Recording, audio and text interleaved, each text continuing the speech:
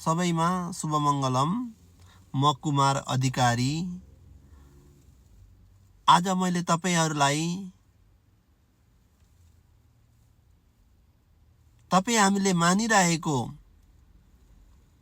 शाक्यमुनि सम्मा सम्बुद्ध भगवान, वहाँ भन्दा पहिला उत्पत्ति हुनुभएका 28 बुद्ध भगवानहरू, वहाँ सहित 28 बुद्ध भगवानहरू, वहाँ भन्दा पनि पहिला अझै पिछे जाम न, पिछेको कल्पमा जाने हो भने 28 बुद्ध भगवानहरू भन्दा पनि पहिला उत्पत्ति हुनुभएका 12,000 सम्मा सम्बुद्ध भगवानलाई पनि, ती 12,000 भगवान बुद्धहरू भन्दा पनि पहिलो अझै पहिला उत्पत्ति हुनुभएका 5 लाख सम्मा सम्बुद्ध भगवानहरूलाई पनि वन्दना गर्ने गाथा। हेर्नुस् त, 5,12,028 बुद्धलाई वन्दना गर्ने गाथा। त्यति मात्र नभइकन दोस्रो गाथामा त अझै के भनिएको छ भन्दा, समुद्रको बालुवा भन्दा पनि धेरै उत्पत्ति भएर जानु भएको बुद्धहरूलाई पनि समातेर हैन सम्झना गरेर याद गरेर वन्दना गर्ने गाथा। भनेपछि यो गाथाहरू कति उत्तम रहेछ। यति उत्तम गाथालाई तपाई हामीले बिहान उठ्ने बित्तिकै एकचोटी उच्चारण गर्ने, बेलुका सुत्नु भन्दा एकचोटी उच्चारण गरेर सुत्ने भने कति पुण्य हुन्छ।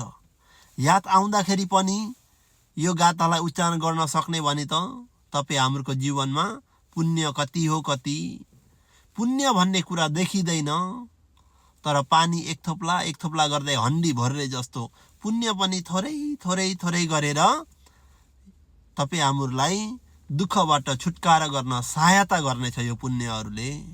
तीन रत्नको शरणमा जानु भनिएको अति उत्तम शरण हो भनिएको छ बुद्ध धर्ममा। त्यसकारण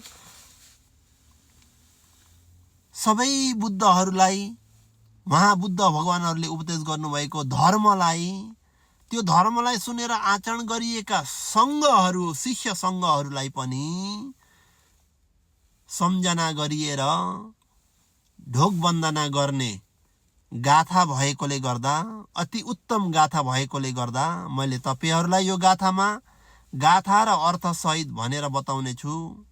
तपाईहरुले पनि हर दिन बिहान एकचोटी, बेलुका एकचोटी चाहिँ सकेसम्म यो गाथालाई उच्चारण गरेर मात्र काम सुरुवात गर्नु होला। यो गाथालाई उच्चारण गरेर मात्र सुत्नु होला भन्न चाहन्छु है त।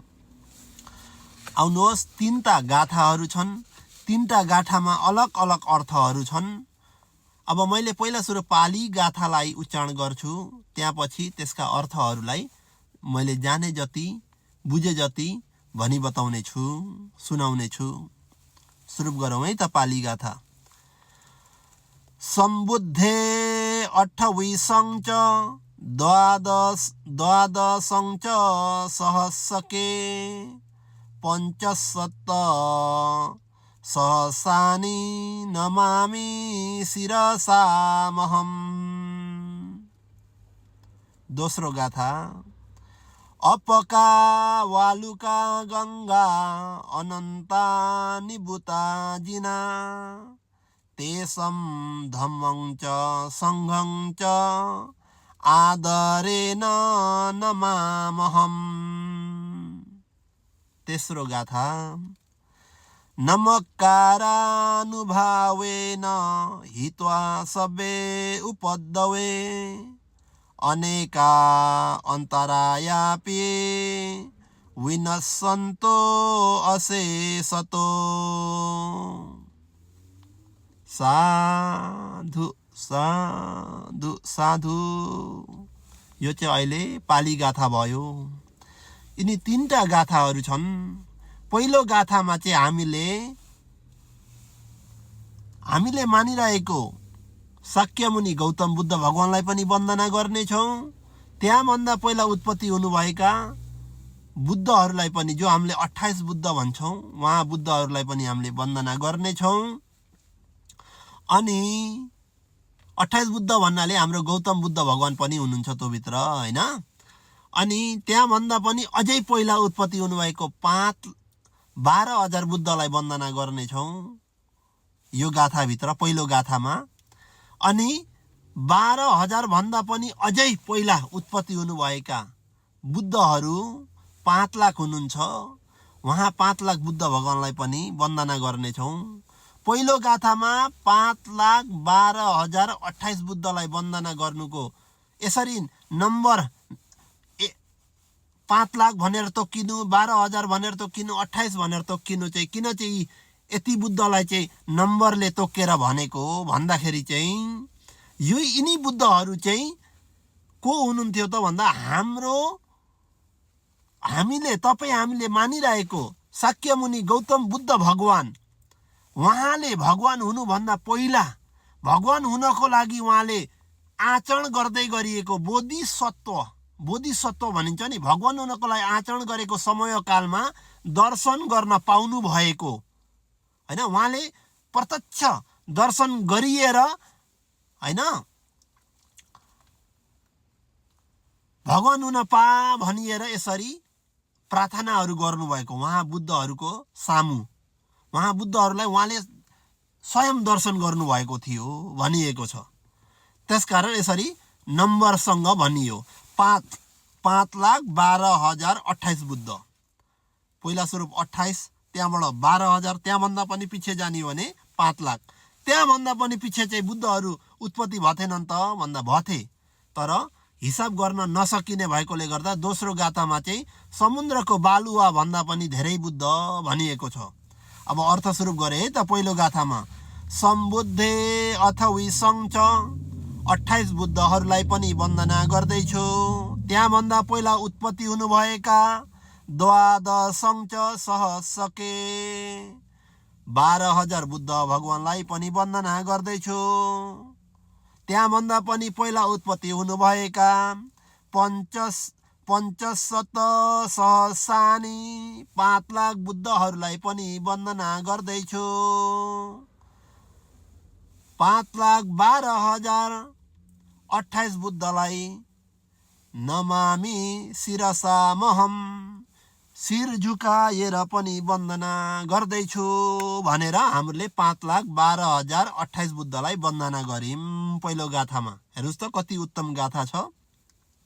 दोस्रो गाथाले के भन्यो त भन्दाखेरि अपका वालुका गङ्गा, जो समुद्रमा बालुवाहरू छन्, जति समुद्रमा बालुवाहरू छन् ती बालुवा भन्दा पनि धेरै उत्पत्ति भएर जानुभएको अनन्तानि बुताजिना अनन्त बुद्धहरू उत्पत्ति भएर जानुभयो। उहाँ बुद्धहरूलाई पनि वन्दना गर्दैछु। तेसम धम्मङ च सङ्गङ च, समुद्रका बालुवा भन्दा पनि धेरै उत्पत्ति भएर जानुभएका बुद्धहरूले उपदेश गर्नुभएको धर्मलाई पनि, उहाँले उपदेश गरेको धर्मलाई सुनेर ज्ञान प्राप्त गर्नुभएको सङ्घहरूलाई पनि शिष्यहरूलाई पनि वन्दना गर्दैछु भनेर बुद्ध धर्म सङ्घलाई, सम्पूर्ण बुद्ध धर्म सङ्घलाई समाटेर भनियो, दर्शन गरियो। आदरेन नमामहम, आदरपूर्वक वन्दना गर्दैछु भनेर दुईटा गाथाले हामीले सबै बुद्धहरूलाई वन्दना गर्यौं। अब वन्दना गरिसकेपछि प्राणीहरूलाई मैत्री पुर्याउन पर्यो, आफूले पनि प्रार्थना गर्न पर्यो नि त, होइन? कल्याण होस् मेरो पनि र प्राणीहरूको पनि कल्याण होस् भन्न खोजेको छ तेस्रो गाथाले चाहिँ। तेस्रो गाथामा चाहिँ नमस्कारानुभावेन, यसरी ढोक वन्दना गरिएको अनुभवले प्रभावले हित्वा सब्बे उपद्रवे, सम्पूर्ण प्राणीहरूको हित कल्याण होस्, सबैको हित मात्र होस् भन्ने हो है त। अनेका अन्तरायापि, तपाईँ हामी अहिले जसले वन्दना गर्छ म सहित सम्पूर्ण प्राणीहरूमा हुने भय अन्तरायहरू पनि टाढा भएर जाओस्। विनशन्तु अशेषतो, सबै विनाश भएर जाओस् रे। हेर्नुस् त कति राम्रो गाथा। यो गाथालाई बिहान उठ्ने बित्तिकै बेलुका सुत्नुभन्दा पहिला वन्दना गर्नु होला। यसरी गर्दै गइयो भने निर्वाणसम्म हाम्रोलाई सायद